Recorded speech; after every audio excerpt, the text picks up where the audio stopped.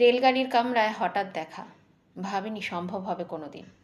আগে ওকে বারবার দেখেছি লাল রঙের শাড়িতে, ডালিম ফুলের মতো রাঙা। আজ পড়েছে কালো রেশমের কাপড়, আঁচল তুলেছে মাথায়। দোলন চাপার মতো চিকন গৌর মুখখানি ঘিরে মনে হলো কালো রঙে একটা গভীর দূরত্ব ঘনিয়ে নিয়েছে নিজের চারদিকে, যে দূরত্ব সর্ষে ক্ষেতের শেষ সীমানায় শালবনের নীলাঞ্জনে। থমকে গেল আমার সমস্ত মনটা। চেনা লোককে দেখলেম অচেনার গাম্ভীর্যে। হঠাৎ খবরের কাগজ ফেলে দিয়ে আমাকে করলে নমস্কার। সমাজবিধির পথ গেল খুলে। আলাপ করলেম শুরু। কেমন আছো, কেমন চলছে সংসার ইত্যাদি।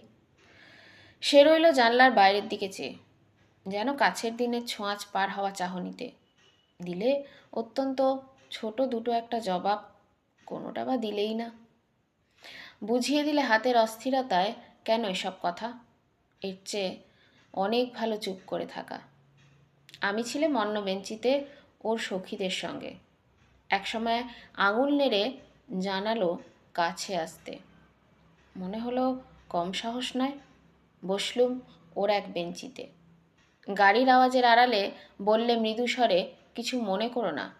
সময় কোথা সময় নষ্ট করবার? আমাকে নামতে হবে পরের স্টেশনে, দূরে যাবে তুমি, দেখা হবে না আর কোনো দিনই।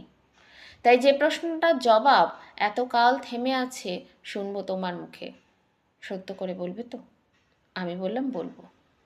বাইরে আকাশের দিকে তাকিয়েই শুধালো, আমাদের গেছে যেদিন একেবারেই কি গেছে, কিছুই কি নেই বাকি? একটুকু রইলেম চুপ করে। তারপরে বললেম, রাতের সব তারাই আছে দিনের আলোর গভীরে।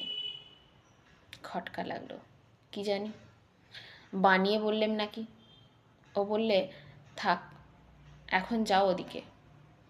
সবাই নেমে গেল পরের স্টেশনে। আমি চললেম একা।